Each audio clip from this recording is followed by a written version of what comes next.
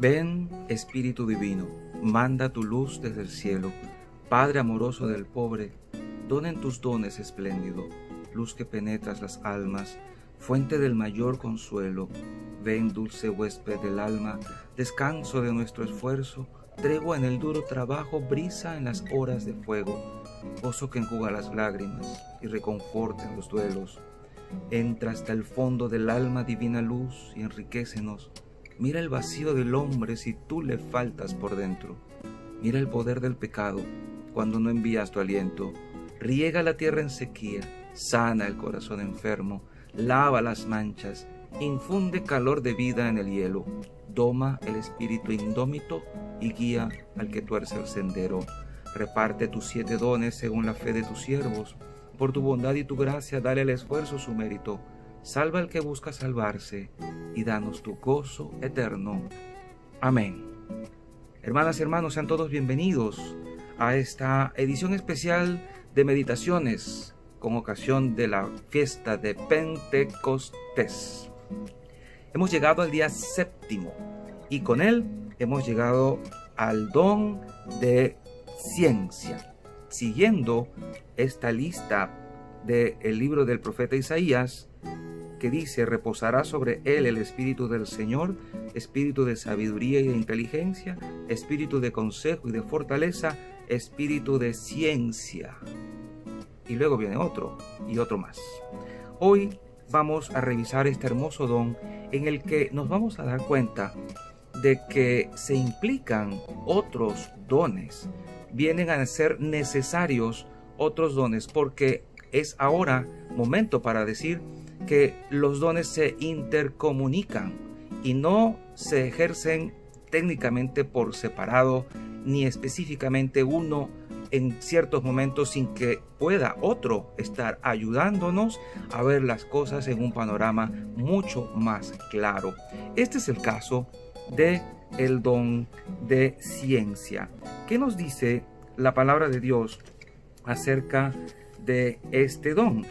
Comenzando por decir lo siguiente: el mundo le da mucha importancia a la ciencia, a la técnica, a los adelantos científicos, especialmente los de los últimos tiempos, que nos dejan asombrados y que nos están permitiendo tener, o ver, mejor dicho, una cierta cantidad de cambios tan aceleradamente en la manera como vienen los adelantos científicos, en la rapidez con que se considera viejo ya un aparato, un teléfono celular, y esta generación está viendo un adelanto técnico y científico mucho más acelerado que en los 100 años pasados. Así que las generaciones que vienen tal vez vayan a ver cambios más bruscos en la utilización de sus dispositivos, de las cosas que usamos en casa, de los vehículos, etcétera.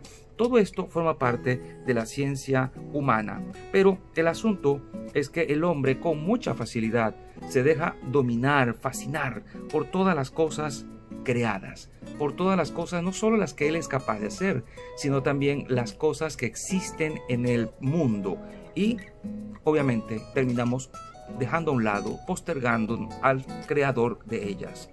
Es allí cuando nace la idolatría. Esta idolatría del hombre moderno consiste en adorar las cosas que le rodean, postrarse ante ellas.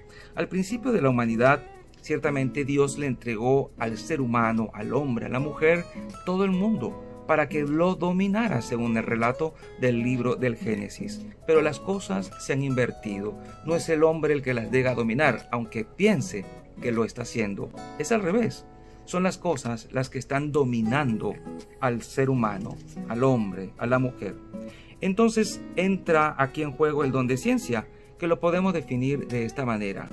A través del don de ciencia, el Espíritu Santo nos ayuda a juzgar rectamente las cosas creadas según la mente de Dios. ¡Qué hermosa definición! Es como si nos metiéramos en la mente de Dios y viéramos las cosas tal cual son y en su justa medida. Haciendo una analogía con la ciencia humana, podemos decir que al mismo tiempo que la ciencia ve las cosas como el hombre las ve, las juzga según lo que sabe y logra incluso fascinarse por lo que puede ver, por ejemplo, el ser humano, el biólogo, a través de un microscópico, ese mundo microscópico fascinante. El ser humano también, con el don de ciencia, llega a ponerse en la posición de Dios y a ver las cosas desde más arriba y a juzgarlas en la medida en que Dios las ve, a juzgarla como Dios las juzga. Este es uno de los dones, si se quiere, más elevados, porque es como tener el ojo de Dios en nosotros. El Señor dice: mis caminos no son los caminos de ustedes. Capítulo 55 del libro de Isaías, versículo 8. Por medio del don de ciencia, entonces, el cristiano va adquiriendo la mente de Dios. De aquí, pues, nace la doble clasificación que se suele hacer en hombres carnales y hombres espirituales. El hombre espiritual ve las cosas como Dios las ve. El hombre carnal ve las cosas según su ojo. El hombre carnal se deja fascinar por las cosas creadas y termina postrándose ante ellas. Las antepone a Dios. Sin embargo, el hombre espiritual, por medio del don de ciencia, sabe valorar las cosas en su justo sentido y se sirve de ellas para alabar y para bendecir al Creador y multiplicar los talentos que el Señor le ha encomendado administrar en esta vida. Pero fijémonos en lo siguiente: una de las primeras cosas de las que nos convence el don de ciencia es de lo vano del mundo. Todo es vanidad, vanidad de vanidades, como llegó a decirlo Salomón en el libro del Eclesiástico. Entonces, este don nos convence de que las cosas creadas mueren, de que nada es para siempre, de que todo termina acabándose. Y de esa gran verdad, el don nos convence. El hombre espiritual, dejándose llevar entonces por el don de ciencia, llega a valorar las cosas como pocas. Razón tenía San Pablo, llevado por el don de ciencia, a decir: todo lo estimo por basura, con tal de el conocimiento, adquirir el conocimiento de Cristo. De esta manera, entonces, al ver que todo se va, todo muere, todo es falible, llegamos a poner los ojos en el único que no cambia, que no muta, en Dios. Y eso es a lo que debemos llegar. Hoy tenemos una cosa, mañana puede que no la tenemos. Hoy compramos algo nuevo y dentro de poco se hará viejo. Todo es vanidad. El único que no cambia es Dios. Este proceso de conversión se evidencia, por ejemplo, en la vida de San Francisco de Asís. Todo el mundo lo conoce. Este gran santo pues tenía la ilusión de ser un famoso caballero de la nobleza, y su papá tenía puestos sus ojos en él porque era su hijo, su varón, y obviamente a través de él iba a poder tener también pues ganancias, vincularlo a una familia noble también. Era un hombre muy rico, el papá de San Francisco. Mas sin embargo, San Francisco, antes de ser San Francisco, llegó a darse cuenta de que las cosas del mundo eran vanidad. Dios lo hizo pasar por un proceso de transformación, de conversión muy fuerte, participando en guerras.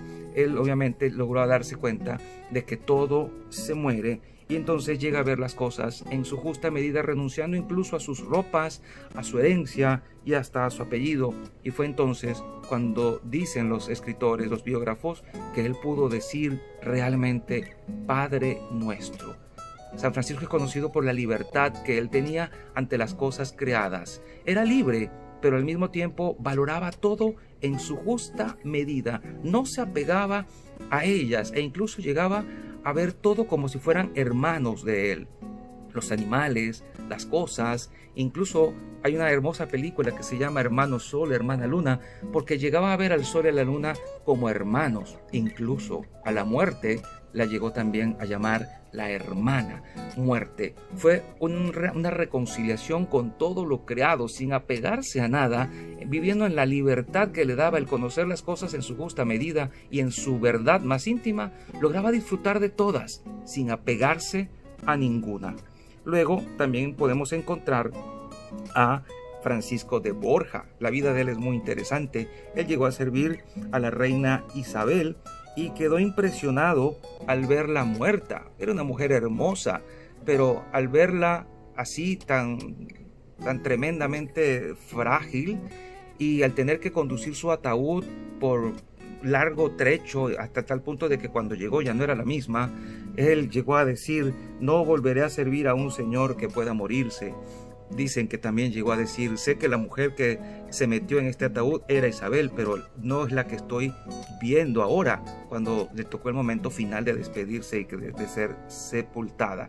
A veces los seres humanos tenemos que toparnos con la muerte, con un cadáver, con un familiar que se va, para darnos cuenta de que todo en esta vida se acaba y poder poner los ojos en el que vive para siempre, para que nosotros podamos también vivir para siempre.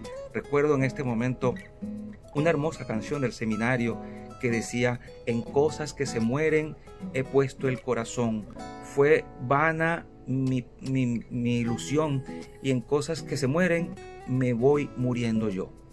Una canción que aprendí hace muchísimos años, pero que hace relación a esta vanidad de las cosas y a cómo si nosotros ponemos el corazón en lo que se muere, nos vamos muriendo con esas cosas. Entonces, a través del Espíritu Santo, Dios nos convence de las cosas pasajeras de la vida. Cuando caemos en cuenta de la vanidad de todo lo creado, entramos entonces en la mente de Dios, nos centramos en Él y vemos las cosas desde sus ojos, y podemos así bendecirlo y alabarlo por lo que Él es y por todo lo que Él ha hecho. Esto es algo realmente hermoso. San Ignacio de Loyola llegó a decir, incluso cuando veía las noches estrelladas, que todo lo terreno le parecía deleznable. El sabio rey Salomón, como ya se los mencioné, llegó a escribir bastante sobre que todo es vanidad. Pero parece que a nosotros no se nos está ocurriendo poner los ojos realmente en aquellos textos que nos invitan a desprendernos y a despegarnos de las cosas de este mundo. Los cielos proclaman la gloria de Dios, dice el Salmo 19, y el firmamento anuncia la obra de sus manos.